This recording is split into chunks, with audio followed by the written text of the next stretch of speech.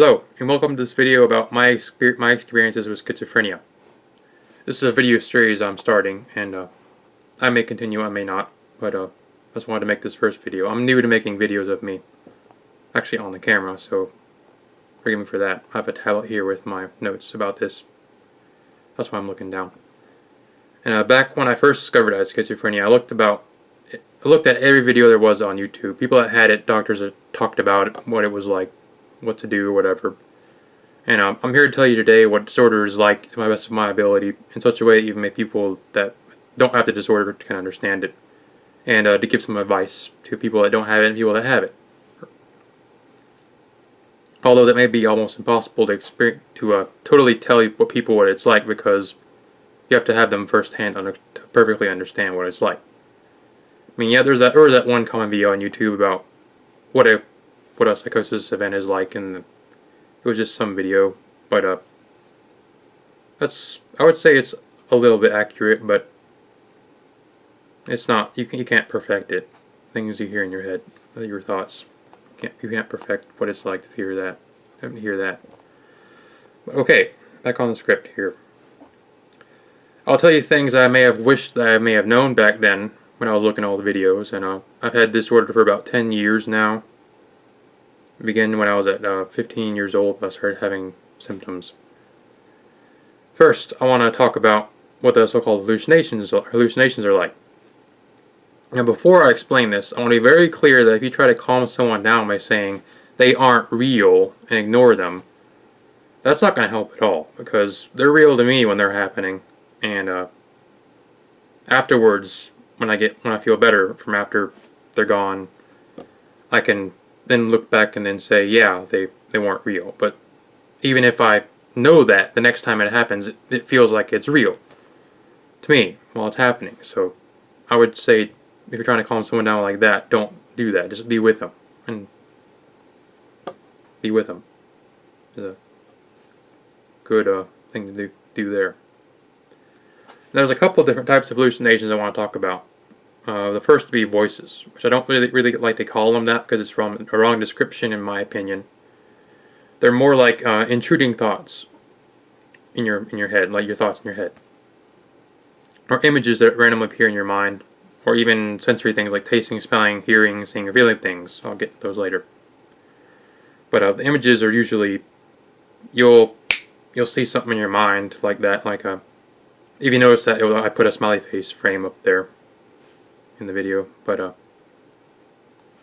that's not really a perfect explanation, but it's a little bit close. But first I'll talk about hearing voices. Now, this type of hallucination isn't typically what most people think it's like. The common hearsay is that people with schizophrenia actually hear people talk to them that aren't there.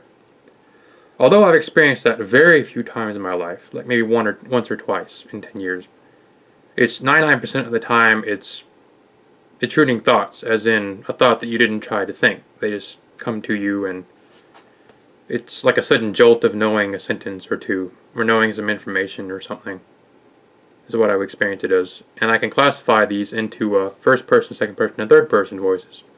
I'll talk about first person here right now. The first person's voices are intruding thoughts that get in the way of your daily life and are disruptive, confusing, and counterproductive. You can usually be told from the other kinds, because usually you're saying them you can actually feel the words on the back of your tongue if you're paying attention. And sometimes if you're concentrating, you can do that. Sometimes you're not. I don't know if that's helpful or not, but I noticed that over a long period of time, that usually the intrusive and random things you get in your mind that aren't really commanding you're like saying them to yourself, basically. But yes, sometimes you can actually have an intruding thought where you didn't actually think it, and you didn't try to think it. Like you're tying a shoe, and it'll say, well, that shoelace isn't being tied correctly, or something. You'll get like harassing things like that while you're tying it, and all the way just to know random words that have absolutely nothing to do with what you're doing, and they're just annoying. Second person voices are intruding thoughts, are usually commands, such as do this or do that, And for example, you'll be having an experience like, put this here, and you'll have a flashing image overhead of something, like an object or something. Or, and you'll say, put this, and you'll see an image here. Or you'll see you're actually yourself like holding something and moving it somewhere else. It's a quick example of the commanding voices. Or anything of like what you might do. You might see yourself doing that, like a very split second. Or you'll be worrying about something way too much. You'll hear something in your house, and you'll start to fantasize about someone breaking in your house or something, and start thinking about, oh, there's someone in the back and it's dark or whatever. Yeah, just don't give in to your imagination. Was a really good piece of advice someone gave to me. You'll be seeing things in your mind of what you think could happen. You're not seeing things that are happening. You'll be thinking and seeing hallucinations of things that could happen. And third-person voices is the last one. They come in various forms, usually a mix of second person commanding and intruding thoughts and physical sensations. For example, I can't drive, but when I'm riding in the car, I'll hear or I'll feel my hand move or my arm move to a different side of the armrest, or move my leg to a different part of where my leg is before I move it. Like I'll see my leg move or feel it move, almost. Well, not exactly feeling it, but you can understand. And then I'll move it over there, and then it'll feel satisfying that I've done it. So just little annoying things like that. And then the most common one I've ever had is that I even still have to this day a little bit. I'll be in my bed and I'll have a sensation of moving over to the other side of the bed. I sleep on my side, and I'll have this sensation of flipping over. And maybe sometimes I'll see myself like there's a camera watching me from the top, from the third person view watching me, and I'll see myself flip over, and then I'll flip over and it'll feel satisfying. And I don't know. But second, you may have dreaming thoughts that are like two or more thoughts talking and arguing with each other. I'm not counting the ones like your thoughts you try and think. Like I had two female voices in my head for a while. I forget their name. One of them was Alexis. That was the bad one. I forget the good one. Lauren, maybe? I don't know. I don't remember the good one. But they'll argue in your head or talk in your head like, you should do this, no, you should do that. No, this is good, this is bad, this is good, this is bad. But, yeah, I'm glad those are gone. And, third, intruding images as they appear, images in your mind. Usually the quick flashes of memories or daydreams. Like, a smiley face, like I just put in the video there. If you didn't see it, it was a one frame. And this is when your thoughts and memories and daydreams actually experience them as quick flashes in your mind, basically. Or you'll see something out of your peripheral vision, and you'll look over there and it won't be there. I've had those quite a lot. But yeah. And the final part of this quick video here is what do you do about these hallucinations when you have them? My advice for the people that are having bothering hallucinations is quite plainly don't give in to your imagination, especially around bedtime, because you don't sleep. It's sleep deprivation. It's bad. You have to sleep. Don't do that. And usually the fast and loud voices that you hear are the ones you want to avoid listening to, and the slower ones and calmer ones are usually safer to think about. Now, I'm not going to say only follow one kind, because that's sort of dangerous to do. So just stop there for a second and think, is this a good thing to do or is this a bad thing to do? And if it's a good thing to do, maybe you think about it more. If it's not, just throw the thought away. Now, if and when you get these commanding voices and hallucinations, you might be comforting to have someone around you that you trust, such as a family member, as sometimes the thoughts may not be about good things, or smiley faces, for instance. I had a time about 6 months where I didn't trust myself home alone, and my dad was working day shifts and night shifts back then, so when it was getting where he had to go to work at night, he'd take me to my aunt's house, I'd sleep there. And during that 6 months or so, I have no memories. I have two memories of the entire 6 months, which memory loss is a different thing I'll get into maybe into another video. But it's a rare thing people with schizophrenia have, where you have problems with memories. And most of this was because I was fearing of self-harm, and I don't really want to talk about that topic much, because it makes me uncomfortable, and it probably makes you uncomfortable. And if you keep getting in these intruding thoughts, such as do this or do that all the time, you talk to your doctor about it. And especially if it's about around nighttime, and they're keeping you up, or like, do this one last thing before you go to bed, do this one last thing, this last thing, this last thing, blah blah blah blah blah. That's gonna keep you up when you're trying to sleep, and sleep is what for a long time kept me from just going crazy, whatever. I don't want to use that term lightly, but back in the day, I had this is another thing I wanted to bring up. Find something that calms you down from the times you're having hallucinations. Mine was video games. Like, my mind would just go completely numb when I'm playing video games, like online video games, like old school RuneScape back in the day. They have it 2007 version now. From Battlefield games on the Xbox and stuff. I mean, the counselors my mom and dad brought me to, they took it away. They thought I was addicted to video games. I know.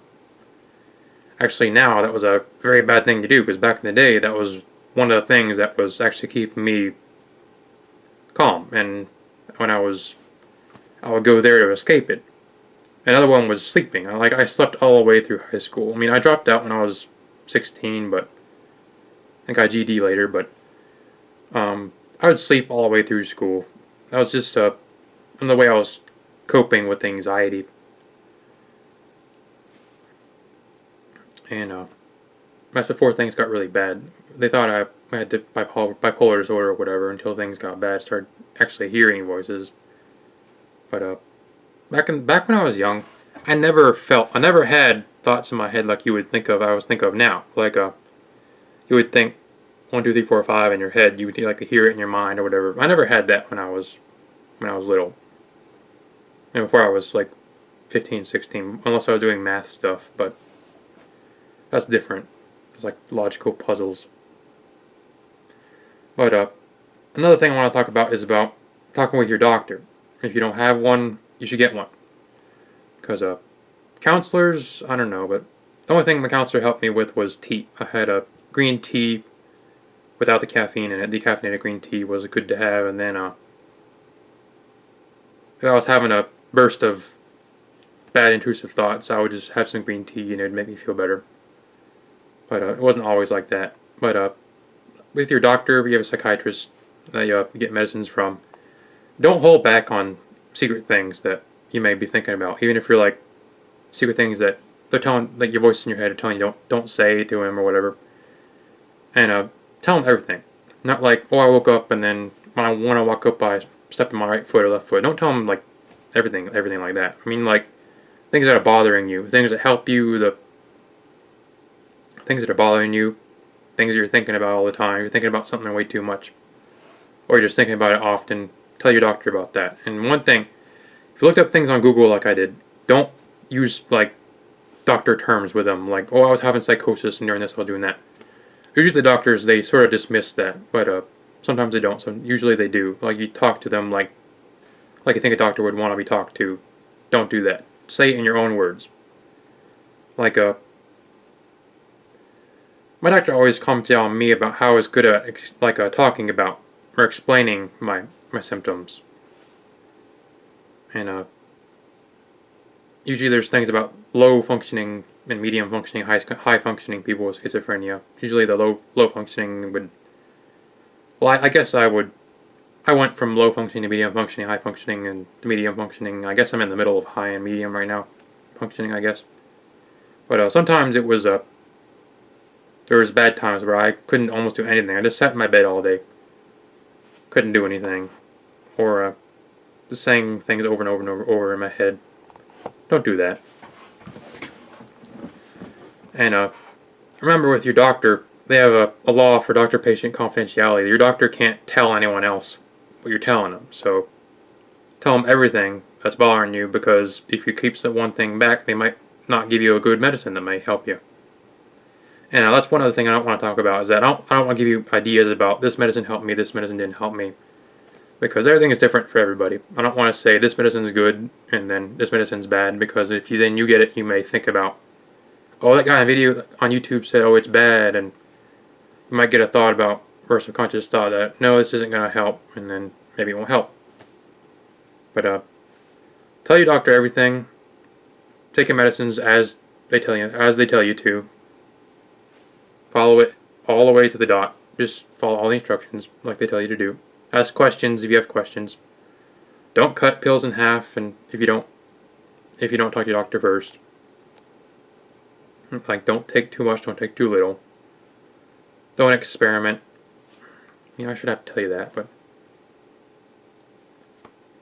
yeah, medicines, they're good and bad. I've had some that were good, some were really good. I've had one that was, as soon as I started taking it, it was like a miracle medicine.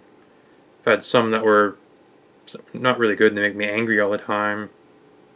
But yeah, keep searching for that one medicine that it'll help you a lot.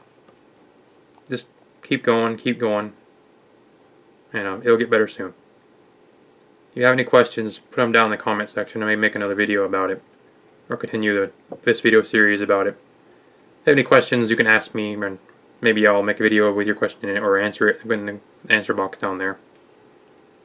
And I have it on approved comments only, so I have to, if you submit your comment and don't see it, don't freak out, because I have to approve them first, and then I'll answer it if I have the time.